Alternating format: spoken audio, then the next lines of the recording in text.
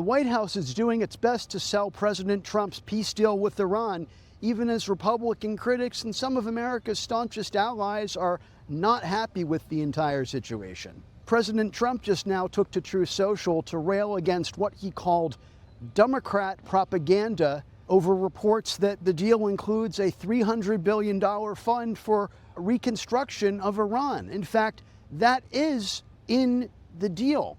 A White House official briefed reporters on the contents of the Memorandum of Understanding yesterday, and there is a whole paragraph dedicated to a $300 billion fund that will be run by the U.S. and allies for reconstruction and reparations given to the Iranian government. The face of this agreement has really been Vice President J.D. Vance, who took a lead role in negotiating the deal with Iranian representatives in Pakistan, and today was in the White House briefing room defending the deal. So there are many differences. The Obama deal gave them over $1 billion of American money. This deal gives them $0 of American money. So a lot of substantive differences, but I think the most important differences are where we're coming at it from a position of strength and the fact that our Gulf Coast partners love this deal. Republicans in the House and Senate are not happy with this agreement, with criticisms ranging from those of his advisors, President Trump's advisors, to some senators going so far as to call this one of the greatest foreign policy blunders in recent history. This will go down as a tremendous foreign policy blunder. But the criticism isn't just coming from inside the United States. Some of America's allies in Israel are not happy about this deal, including members of Benjamin Netanyahu's far-right cabinet. Some of Netanyahu's ministers have come out in pretty harsh terms in criticizing the agreement, and Vice President J.D. Vance today had harsh words in return, implicitly threatening to cut off American aid to Israel because members of Netanyahu's cabinet have said mean things about President Donald Trump. Number one, Donald J. Trump is the only head of state in the entire world who is sympathetic to the nation of Israel at this moment in time. And he happens to be the head of state of the world's superpower.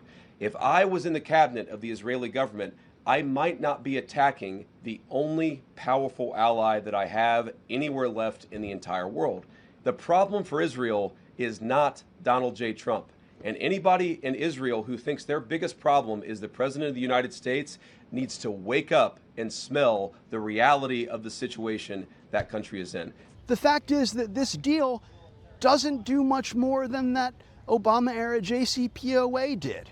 In fact, there's one area where it does more, which is it gives Iran a lot more money than it had.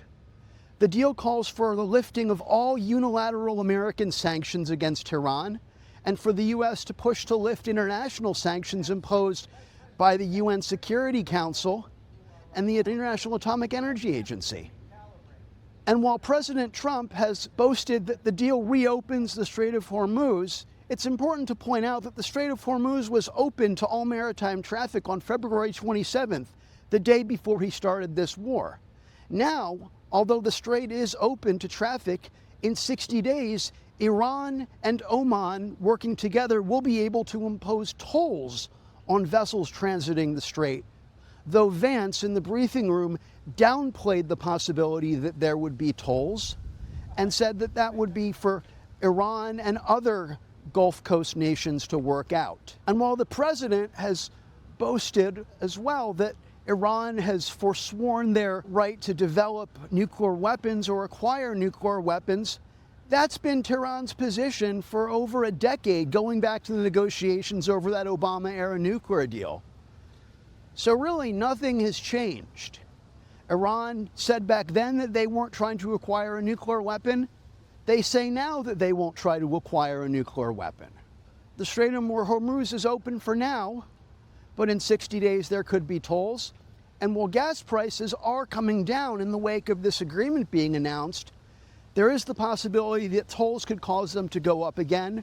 International maritime insurers could balk at sending vessels through the strait.